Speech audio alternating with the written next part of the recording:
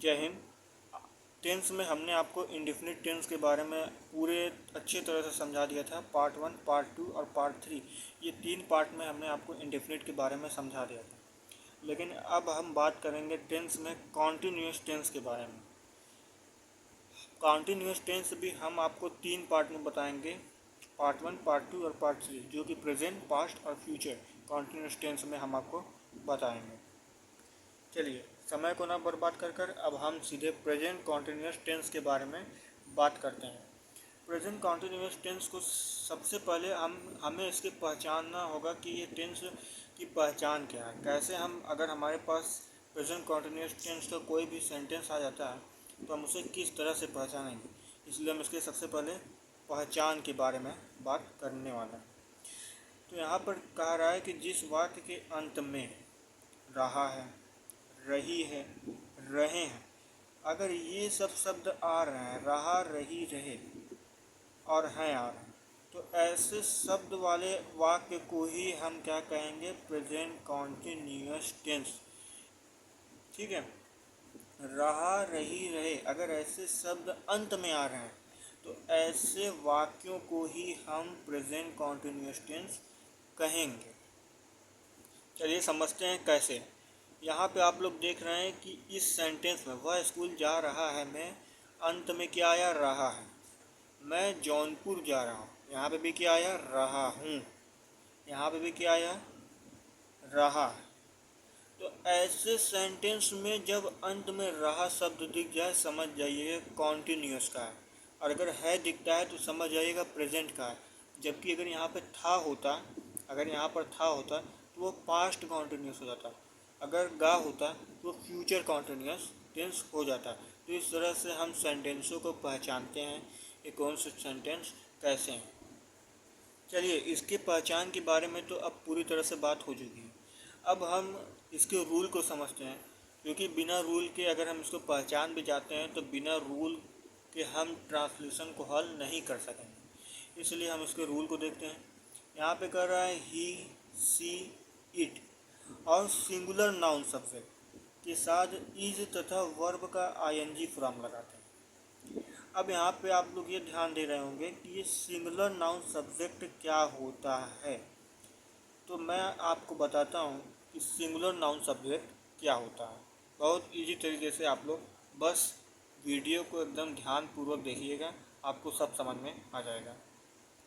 देखिए, singular noun subject की अगर हम बात करें या फिर प्लूरल नाउन सब्जेक्ट की हम बात करें तो एक वस्तु या व्यक्ति की जानकारी देने वाले नाउन को ही सिंगुलर नाउन कहते हैं, जबकि एक से अधिक वस्तु या व्यक्ति की जानकारी देने वाले जो है क्या कहते हैं, प्लूरल नाउन कहते हैं।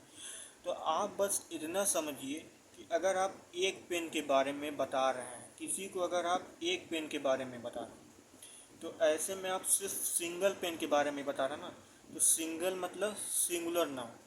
और अगर आप एक से अधिक पेन के बारे में बता रहे हैं, अगर आप एक से अधिक पेन के बारे में बता रहे हैं तो ऐसे में आप प्लूरल नाउन सब्जेक्ट को बता रहे हैं। ठीक है, चलिए, अगर आपको सिंगुलर नाउन सब्जेक्ट और प्लूरल नाउन सब्जेक्ट क्लियर हो गया हो तो अब हम आगे की बात करते हैं।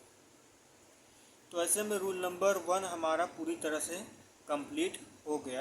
रूल नंबर 1 बस इतना कहा कि ही, सी, इट है और सिंगुलर नाउन सब्जेक्ट है तो वर्ब का आईएनजी फॉर्म लगाएंगे और इज जरूर लगाएंगे।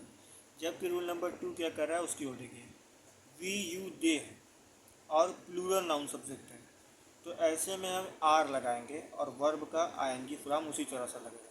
ठीक है, अब हम इन्हीं दोनों रूल के जरिए यहाँ के दिए गए ट्रांसलेशनों को हल करेंगे, जिससे आपकी प्रैक्टिस भी अच्छी हो जाएगी। आप भी अपने मन से कई सारे कॉन्टीन्यूअस, प्रेजेंट कॉन्टीन्यूअस से रिलेटेड सेंटेंसों को हल करिएगा और मुझे ज़रूर बताइएगा कि आपके जो है आंसर सही आ रहे हैं या फिर गलत।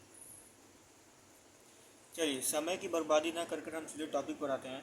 यहाँ पर ये सेंटेंस कह रहा है कि वह स्कूल जा रहा है। अब यहाँ पर आप लोग बस, मैं एक आपको फार्मूला देता हूँ, उस फार्मूले के जरिए अगर आप सेंटेंस हल करेंगे तो आपका सेंटेंस बिल्कुल परफेक्ट तरीके से बैठेगा। मैं यहाँ पर ये फॉर्मूला लिखा हूँ subject plus verb plus object, जिसको कर्ता, क्रिया और कर्म के नाम से भी जानते हैं। तो हम बस इसी में से हम इसी सेंटेंस में ढूंढेंगे कि सब्जेक्ट कौन सा है, क्रिया कहाँ है और कर्म कहाँ है, और इसी नंबर वाइज के हिसाब से हमारा सेंटेंस बिल्कुल सही बैठेगा। चलिए अब हम सीधे सेंटेंस के बारे में ट्रांसलेट करते हैं। अब जैसे कि वह स्कूल जा रहा है, मैं सबसे पहले सब्जेक्ट क्या है, कर्ता कौन है, वह करता है, तो ही लिख दिया। अब आप लोग ये रूल नंबर 1 में ध्यान दिए होंगे कि ही, देखिए ही मिल गया ना, ही सी इट है और सिंगुलर नाउन सब्जेक्ट, तो इज का प्रयोग करेंगे। अब वर्ब का आईएनजी फ्रॉम ही लगाएंगे। कॉन्टिन्यूस टेंस जहाँ भी आता है वहाँ पे आईएनजी लगता ही लगता है, ये आप लोग ध्यान हमेशा जो है आपको दिखेगा भी। कॉन्टिन्यूस जहाँ भी आए आप आईएनजी जरूर लगाइएगा। तो ही इज़, हमने यहाँ पर इज लिख दिया क्योंकि वो कहा था कि सिंगुलर नाउन सब्जेक्ट और ही इज के साथ जो है इज का प्रयोग करेंगे। तो ही इज क्रिया का कर रहा है, जाने का। गोइंग कहाँ जाने का कर रहा है, स्कूल, टू लगाकर school. He is going to school, वह स्कूल जा रहा है, he is going to school. ये सेंटेंस हमारा कंप्लीट हो गया। अब हम अगले सेंटेंस की ओर देखते हैं। मैं जौनपुर जा रहा हूँ, तो मैं सब्जेक्ट है आई।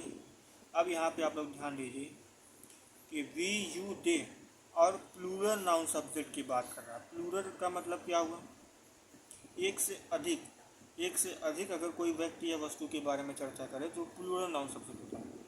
तो आई के साथ हमेशा एम लगता है, आई एम।